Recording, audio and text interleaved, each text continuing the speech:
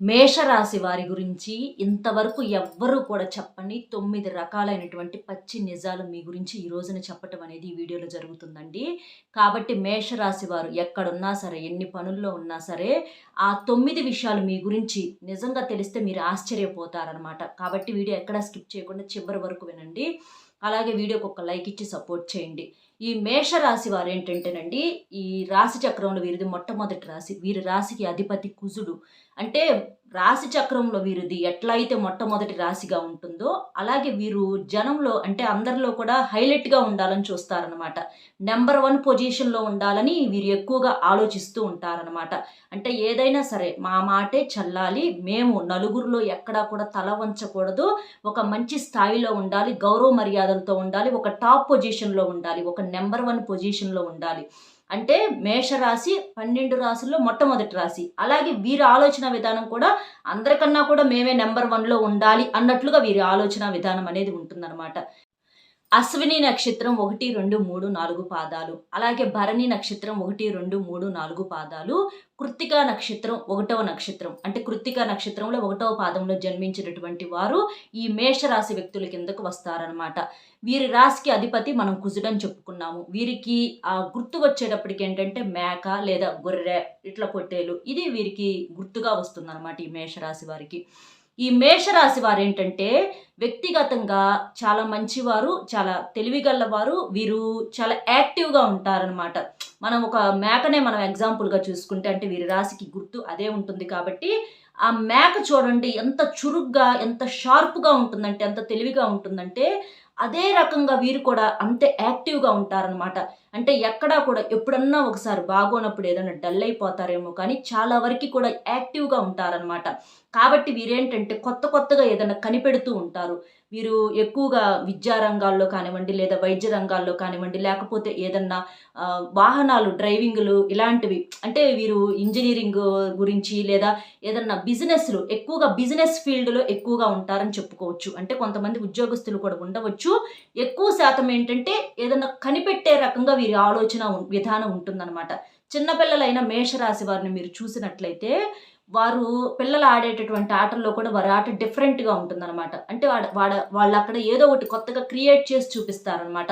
ఎందుకంటే తెలివి మైండ్ ఏంటంటే చురుగ్గా పనిచేసిద్దనమాట వీళ్ళు. అలా చురుకైనటువంటి వ్యక్తులు చాలా తెలివైనటువంటి వ్యక్తులని చెప్పుకోవచ్చు. ఇలా మొట్టమొదటి పాయింట్‌గా ఏంటంటే వీళ్ళు ఏదన్నా శాస్త్ర విద్య కానివ్వండి, సాంకేతిక విద్య కానివ్వండి, ఏదన్నా పరికరాలు కనిపెట్టడం కానివ్వండి, ఇట్లా ఏదైనా సరే ఒక మంచిగా ఏదన్నా ఒక క్రియేటివిటీ సృష్టించగలిగినటువంటి వ్యక్తులు, చాలా తెలివైన వ్యక్తులు, చాలా చురుకైన వ్యక్తులు. ఇది మీ మొట్టమొదటి పాయింట్‌గా చెప్పవచ్చనమాట. ఇక రెండవ పాయింట్ ఏంటంటే, వీరిలో కొంచెం కోపం ఎక్కువ. కోపం ఎక్కువైతే ఇక్కడ తప్పు లేదండి. కోపం ప్రతి మనిషికి కూడా ఉంటుంది. కానీ వీరికేంటంటే రెచ్చగొడితే ఎదుటివారు వీరు రెచ్చిపోతారనమాట. అది వీరి పొరపాటనమాట. అంటే ఎదుటివారేంటంటే అంటే వీరిని రెచ్చిపోవటం ఎలా ఉంటుందంటే వీరిని మలుచుకోవటానికి అవకాశం అనమాట.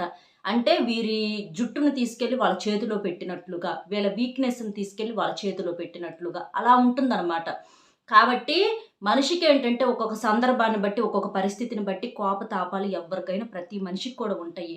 కాకపోతే అది ఎప్పుడు తప్పు అంటే మితిమించిపోయి మనల్ని మనం అదుపులో పెట్టుకోలేనప్పుడు అది తప్పుగా మారుతుందనమాట. అంటే చిన్న విషయం కాడ, పెద్ద విషయం కాడ ప్రతి దాని కాడ కోపమొస్తుంది చూడండి. పెద్ద విషయాల్లో అంటే పర్వాలేదు. కానీ చిన్న విషయాలకు కూడా ఓవర్‌గా రియాక్ట్ అయిపోతూ ఉంటారు చూడండి. అది పొరపాటు. కాబట్టి అది కొంచెం మానుకోండి. ఎదుటివారేంటంటే రెచ్చగొట్టి వాళ్ళకి అనుకూలంగా మార్చుకోవటానికి, వాళ్ళకి అనుకూలంగా చేయాలనుకున్న పని చేపిచ్చుకునేటట్లుగా ఎదుటివారేంటంటే రెచ్చగొడుతూ ఉంటారనమాట. వాళ్ళకి తగ్గట్లుగా మీరు రెచ్చిపోయి అంటే మిమ్మల్ని అరిపించాలనుకుంటారు. మీరు అరుస్తారనమాట. అంటే ఏంది అక్కడ పైకి వాళ్ళు మిమ్మల్ని రెచ్చగొట్టారు. మీరు అరవాలని అనుకున్నారు. అంటే అక్కడేంది సంతోషపడుతున్నారు వాళ్ళు. అలాగా ఎదుటివారికేంటంటే అట్లా అనుకూలంగా చేయమాకండి. కొన్ని కొన్ని పనులేంటంటే ఎదుటివారు కావాలని రెచ్చగొడతా ఉంటారు. అలా రెచ్చిపోయినప్పుడు ఏంటంటే అక్కడ నష్టపోయేది మీరేననమాట. కాబట్టి అది ఏది కరెక్టా? ఏది కాదా? అసలు వీళ్ళు ఏం ఉద్దేశించి మాట్లాడుతున్నారు? ఎందుకు మమ్మల్ని ఇంతగా ఓవర్‌గా ఒక విషయం గురించి అంతగా ఎందుకు డిస్కషన్ చేస్తున్నారు? అని మీరు కొంచెం అది ఆలోచించాలనమాట. కాబట్టి ఇది మీ సెకండ్ పాయింట్‌గా అంటే ఎవరన్నా రెచ్చగొట్టినప్పుడు రెచ్చిపోమాకండి. మితిమించి కోపం అనేది పడొద్దు. ఇది సెకండ్ పాయింట్‌గా గుర్తుపెట్టుకోండి. ఇక థర్డ్ పాయింట్ వచ్చేటప్పటికి ఏంటంటే పరాయి స్త్రీల వలన కొంచెం ఇబ్బందులు పడతారు. కొంచెం నష్టపడే అవకాశం అనేది ఉంటుంది.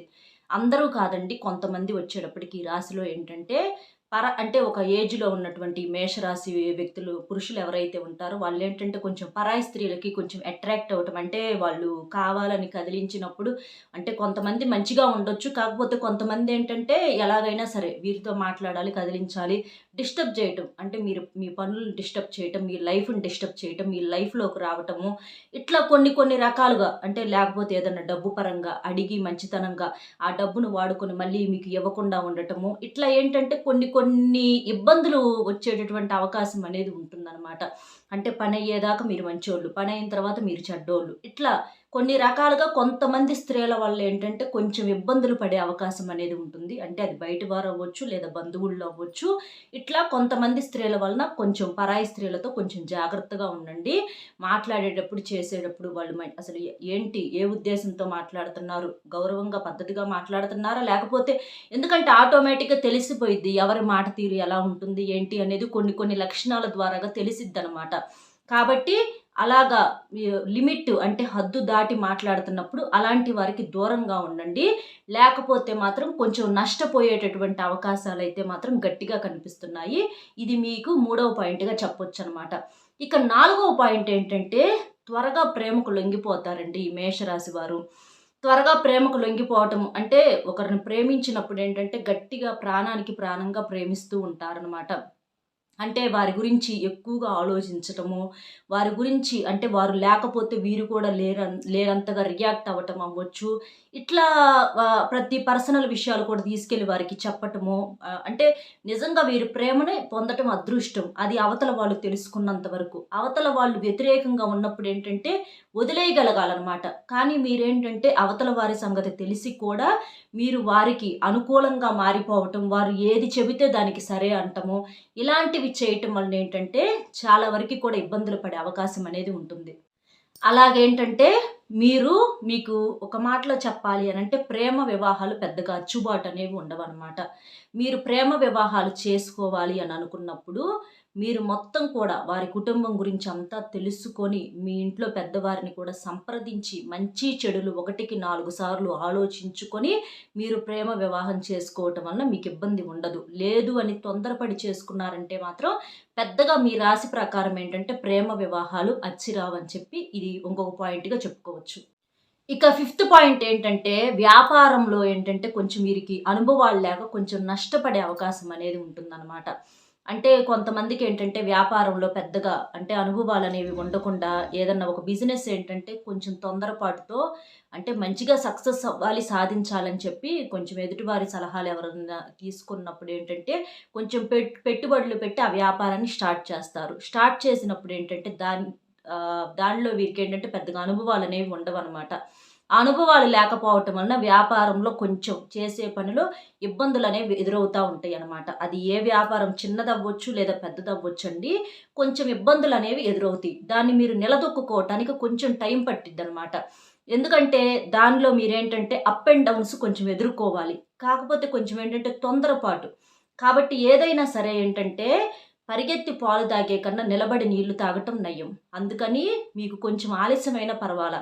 మీరేదన్నా గట్టిగా మేము వ్యాపారమే చేయాలి అని అనుకున్నప్పుడు, అందులో ఉన్నటువంటి ప్రతి విషయాన్ని కూడా పూర్తిగా అవగాహన చేసుకొని ఉండాలి.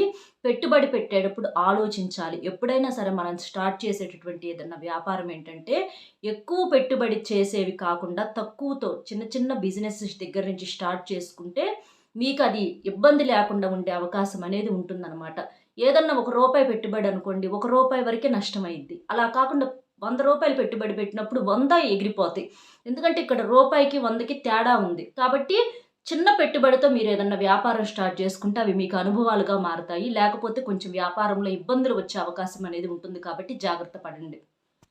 ఇక సిక్స్త్ పాయింట్ ఏంటంటే వీరిలో ఇంకో లక్కు వీరికి సమస్యలతో పాటుగా సపోర్టింగ్ గూడా కొంచెం ఎక్కువగా ఉంటుందనమాట. అంటే కుటుంబం తరపు నుంచి అవ్వచ్చు, లేకపోతే ఇట్లా కొంచెం ఏదన్నా ఒక్కొక్కసారి కొన్ని కొన్ని సందర్భాలలో బంధువుల తరపు నుంచి అవ్వచ్చు. వీరికేంటంటే కొంచెం సపోర్టింగ్ ఉంటది. సమస్యలు ఏంటంటే ఈ మేషరాశి వాళ్ళకి బాగా ఎక్కువ. ఈ సమస్యలతో పాటుగా కాస్తో కూస్తో సపోర్టింగ్ అనేది ఉండటం వలన అది డబ్బు సపోర్ట్ అవ్వచ్చు, లేకపోతే ఇంట్లో వాళ్ళు భార్య సపోర్ట్ అవ్వచ్చు, లేదా భర్త సపోర్ట్ అవ్వచ్చు, తల్లిదండ్రుల సపోర్ట్ అవ్వచ్చు. ఇట్లా కొంచెం ఏంటంటే ఏదో ఒక సపోర్ట్‌తో ఏంటంటే కాస్త ఆ సమస్యల నుంచి బయటపడగలుగుతారనమాట. కాబట్టి కాస్త ఇది మీకు అదృష్టం అని చెప్పుకోవచ్చనమాట. మేషరాశి వారు చాలా వరకి కూడా అదృష్టవంతులండి. వీరు జీవిత పరంగా ఏంటంటే చిన్నప్పటి నుంచి కూడా కష్టాలతో రకరకాల మనుషుల మధ్య పెరిగినటువంటి వ్యక్తులనమాట. కాబట్టి వీరేంటంటే మనం ఒక పుస్తకాన్ని చదివినట్లుగా వీరు ఒక మనిషిని చదివి అంచనా వేయగలిగినటువంటి శక్తి అనేది ఉంటుందనమాట. కాకపోతే ఎంత పెద్ద గొప్ప మేధావులకైనా ఒక్కొక్కసారి అప్ అండ్ డౌన్స్ జరుగుతా ఉంటాయి. అలాగే వీరి జీవిత పరంగా కూడా కొన్ని అప్ అండ్ డౌన్స్ జరిగి నిలదొక్కుకుంటారు. కానీ ఖచ్చితంగా నిలబడతారు. వీరు అనుకున్నటువంటి లక్ష్యాన్నయితే సాధిస్తారు. ఇబ్బందులైతే ఉండవు. నలుగురిలో ఖచ్చితంగా వీరి జీవితంలో గౌరవ మర్యాదలైతే ఖచ్చితంగా పొందగలుగుతారండి. అందులో ఎటువంటి సందేహము లేదు. ఇక సెవెంత్ పాయింట్ ఏంటంటే వీరిలో కొంచెం తొందరపాటుతనం ఎక్కువగా ఉంటుంది. అలాగే కొంచెం మొండితనం గూడా ఎక్కువగా ఉంటుందనమాట. ఆ మొండితనం వలన ఒక్కొక్కసారి ఏంటంటే అంటే వీరి మంచి కోరుకునే వాళ్ళని, వీరిని ప్రేమించే వారిని కూడా ఏంటంటే కొంచెం అపార్థం చేసుకొని కొంచెం వారిని దూరం దూరం చేసుకునే అవకాశాలనేవి ఎక్కువగా కనిపిస్తున్నాయనమాట. కాబట్టి మీరేదైనా సరే తొందరపాటుతో ఆలోచించకుండా, అలాగే మీరనుకున్నదే కరెక్ట్ అని అనుకోవద్దు. అనుకోవాలి. కొన్ని కొన్ని సందర్భాలలో, కొన్ని కొన్ని సందర్భాలలో నిజానిజాలేంటనేది కూడా గ్రహించగలగాలి. సమాజంలో ఇప్పుడు చాలా వరకి కూడా ఎలా ఉంటుందంటే అండి, నిప్పు లేకుండా పొగ రాదు అని ఇదివరకు రోజుల్లో ఎప్పుడు కూడా మన పెద్దవారు అంటూ ఉండేవారు. కానీ ఇప్పుడు ఈ రోజుల్లో ఏం నడుస్తుందంటే, నిప్పు లేకుండా కూడా పొగ వస్తుంది. అలా జనం ఏంటంటే అలా క్రియేట్ చేసేస్తున్నారనమాట. అక్కడ నిజానిజాలు ఏమీ ఉండదాడ. పాపం, పుణ్యము ఎదుటివారు మీరు ఎవరి గురించైతే అనుకుంటారో వారి దగ్గర ఎలాంటి తప్పు ఉండదు. కానీ జనం ఎలా సృష్టిస్తారంటే, అక్కడ నిజంగానే కళ్ళుండి కూడా గుడ్డివాళ్ళని చేసేస్తారనమాట. నిప్పు లేకుండా పొగ వస్తున్నటువంటి రోజులు కాబట్టి, ఏదన్నా ఒక మనిషిని అంచనా వేసేటప్పుడు కానీ, ఏదన్నా ఒక విషయంలో నిర్ణయం తీసుకునేటప్పుడు కానీ, తొందరపాటుతనంతో మీ జీవితంలో ముఖ్యమైనటువంటి వ్యక్తులను వదులుకోమాకండి. అలా వదులుకున్నారంటే మాత్రం మళ్ళీ తిరిగి తీసుకొచ్చుకోవటం చాలా కష్టం అనమాట. కొంచెం కాబట్టి ఈ విషయంలో జాగ్రత్త పడండి. ఎయిత్ పాయింట్ వచ్చేటప్పటికేంటంటే వీరికి అదృష్ట సంఖ్యలు 2 కలిసొస్తాయండి. అదృష్ట సంఖ్య వచ్చేటప్పటికి మొట్టమొదటి 1, ఇక రెండవ సంఖ్య వచ్చేటప్పటికి 9. వీరికి ఈ అదృష్ట సంఖ్యలు బాగా కలిసి వచ్చే అవకాశం అనేది ఉంటుంది. వీరి మీద సూర్యగ్రహం యొక్క బలం కూడా చాలా వరకు కూడా పుష్కలంగా ఉంటుంది. కాబట్టి వీరికేంటంటే భార్యాభర్తల మధ్య చిన్న చిన్న సమస్యలు వచ్చినప్పటికీ కూడా ఆ సమస్యలు చివరికి సర్దుమణిగి ఒకరినొకరు అర్థం చేసుకొని ప్రేమగా మారి సంతోషంగా ఉండే అవకాశం అనేది ఉంటుంది. కాకపోతే కొంచెం వైవాహిక జీవితంలో గొడవలనేవి ఎక్కువగా వీరి రాశి పరంగా కనిపిస్తున్నాయి కాబట్టి మీరేం చేస్తారంటే ఎందుకంటే సంసారాన్ని ఎదటమంటే అది అంత ఈజీ ఏం కాదండి. భార్యాభర్తల మధ్య గొడవలు ఎక్కువగా జరుగుతా ఉంటాయి. ఏది ఒక వయసు వచ్చేదాకా. ఎక్కువగా ఏంటంటే చిన్న వయసుల్లో చాలామందికి కూడా చిన్న వయసుల్లో ఈ మేషరాశి వారికి వివాహం అనేది ఎక్కువగా జరుగుతూ ఉంటుందన్నమాట. కాబట్టి వీరికి వయసు, అనుభవం అనేది సరిగ్గా లేక వీరికేంటంటే తెలిసి తెలియనితనంతో కొంచెం తొందరపాటుతనంతో ఎందుకంటే వయసులో ఉన్నప్పుడు ఎవరైనా సరే కొంచెం దుడుగ్గా ఉంటారు. అలాగా కొంచెం భార్యాభర్తల మధ్య అండర్‌స్టాండింగ్ అనేది సరిగ్గా లేక కొంచెం గొడవలనేవి గట్టిగా జరుగుతా ఉంటాయి. ఒక్కొక్కసారి విడిపోదాం అనుకునే సందర్భాలు కూడా ఉంటాయన్నమాట. కానీ మీరు అలా ఎప్పుడు కూడా పొరపాటు అనేది చేయవద్దు. మీకు అన్నీ సర్దుమణుగుతాయి. మీకు కొంచెం ఒక్కొక్క సంవత్సరం మీద పడే కొంది మీకు లోతులు, పాతులు అన్నీ కూడా అర్థమయ్యి నిజంగా భార్యాభర్త ఒకరికొకరు శాశ్వతం. బయటవారు ఎవరైనా సరే బయటవారే అన్నటువంటి జీవిత సత్యాన్ని తెలుసుకొని మీరు సంతోషంగా ఉండటం అనేది జరుగుతుందనమాట. ఇక 9వ పాయింట్ ఏంటంటే, మీ జాతక పరంగా కాస్తంత గురుబలం గూడా కొంచెం పెరగాలి. గురుబలం పెరగటం వలన ఏంటంటే, మీ జాతకంలో చాలా వరకి కూడా ఇలాంటి ఆర్థిక సమస్యలవ్వచ్చు, డబ్బు అంటే అప్పుల సమస్యలు ఇలాంటివి కూడా చాలా వరకి తగ్గుతాయి. ఈ మేషరాశి వారేంటంటే, జీవితంలో నిలదొక్కుకోవటానికి కొంచెం టైం పట్టిద్దండి. గతంతో పోల్చుకుంటే ఆర్థికంగా బెటర్ అని చెప్పవచ్చు. వీరిలో కొంతమందికి కొన్ని ఇబ్బందులు ఉన్నప్పటికీ కూడా ఆర్థికంగా నిలదొక్కుంటారు. అప్పులు కాస్తో కూస్తో ఏదన్నా ఉన్నప్పటికీ కూడా వాటిని కూడా తీర్చుకుంటారు. డబ్బు పరంగా సమస్యలు గట్టిగానే చూస్తారండి మీరు. కానీ ఆ డబ్బును ఎలా సంపాదించాలా అన్న దాని మీద మీరు ఫోకస్ చేస్తారు. కొంచెం గట్టిగా కూడా కష్టపడాలని కూడా నిర్ణయం తీసుకుంటున్నారు. మీరు గనక ఒక నిర్ణయం తీసుకుంటే మీ నిర్ణయానికి తిరుగు ఉండదు. ఖచ్చితంగా మీరు సాధించి తీరతారనమాట. కాబట్టి మీకు ఆర్థిక పరిస్థితులు కూడా మెరుగుపడతాయి. కాస్త మీకు ఈ మధ్య అనారోగ్యం కూడా ఎక్కువగా వస్తుంది. కాబట్టి ఆరోగ్యం విషయంలో జాగ్రత్తగా ఉండండి. మీరు ఆరోగ్యానికి సంబంధించి కొన్ని కొన్ని సూత్రాలు కూడా పాటిస్తారు కాబట్టి పెద్ద ఇబ్బందనేది ఏముండదు. అయితే గురుబలం ఒక్కటి కనుక మీ జాతకంలో మీరు పెంచుకోగలిగితే మీకు ఈ ఇబ్బందులనేవి చాలా వరకు కూడా తగ్గుతాయనమాట. మరి ఆ గురుబలం పెరగటం కోసం ఏం చెయ్యాలి అనంటే, గురుబలం పెరగటం కోసం అరటిపళ్ళు అంటే ఒక గురువారం రోజున గురుబలం పెరగటం కోసం ఒక గురువారం రోజున మీరేంటంటే, గురువారం రోజున సాయిబాబా గుడికి వెళ్తా ఉంటారు. లేకపోతే మీ ఇష్ట దైవానికైనా సరే, కాస్త భక్తులు ఎవరన్నా ఉంటే వారికి ఏంటంటే కొంచెం అరటిపళ్ళు పసుపు రంగులో ఉంటాయి కాబట్టి అరటిపళ్ళు దానంగా ఇవ్వండి. అంటే పంచండి. మిఠాయి కూడా మనకు పసుపు రంగులో ఉంటుంది కాబట్టి మిఠాయిలు కూడా పంచండి. నిమ్మకాయ పులిహార కూడా మనకి పసుపు రంగులో ఉంటుంది కాబట్టి మీరు పులిహారను కూడా ప్రసాదంలాగా అంతంత చిన్న కప్పుల్లో చక్కగా ప్రసాదంలాగా ఇట్లా పంచడం వలన ఏంటంటే మీకు గురుబలం అనేది బాగా పెరుగుతుంది. పసుపు రంగు పుష్పాలతో కూడా పూజ చేసుకోండి ఇంట్లో. అలాగే పసుపు రంగు పుష్పాలను కూడా గుడికి దేవాలయానికి తీసుకెళ్ళి ప్రత్యేకంగా పూజ చేయించుకోవటము. పాలల్లో చిటికెడంత పసుపు వేసుకొని పాలు కాచుకొని తాగటము, మీ నుదుటిన సింధూరంలాగా కాస్తంత పసుపుని అంటే కొంచెం నీటిని వేసేసి పేస్ట్ లాగా చేసుకొని కొంచెం పెట్టుకోవటము, ఇలాంటివి చేయటం వలన ఏంటంటే మీకు గురుబలం అనేది పెరుగుతుంది. గురుబలం పెరిగినప్పుడు సమస్యలు అనేవి పూర్తిగా తగ్గుతాయి. కాబట్టి ఇలాంటి నియమాలు అనేవి ఆచరించండి. అర్థమైంది కదండి. మేషరాశి వారి జీవితంలో అయితే మీకు సంబంధించినటువంటి 9 నిజాలు అయితే ఇవన్నమాట. కాబట్టి చక్కగా జాగ్రత్తగా చెప్పినట్లుగా ఫాలో అయిపోండి. మీకు ఎటువంటి దిగులు అనేది ఉండదనమాట. వీడియో నచ్చితే ఒక లైక్ ఇచ్చి సపోర్ట్ చేయండి. మీరు లైక్ చేయడం వల్ల వీడియో మరికొంతమంది మేషరాశి వ్యక్తులకు చేరి వారు కూడా తెలుసుకునే అవకాశం అనేది ఉంటుంది. అలాగే మీకు తెలిసిన ఫ్రెండ్స్ ఎవరైనా ఉంటే షేర్ చేస్తే హెల్ప్ అవుతుంది. మొట్టమొదటిసారిగా మన ఛానల్ చూస్తుంటే సబ్స్క్రైబ్ చేసుకొని సపోర్ట్ చేయండి. మరొక మంచి విశేషంతో మళ్ళీ కలుద్దాం. Bye friends.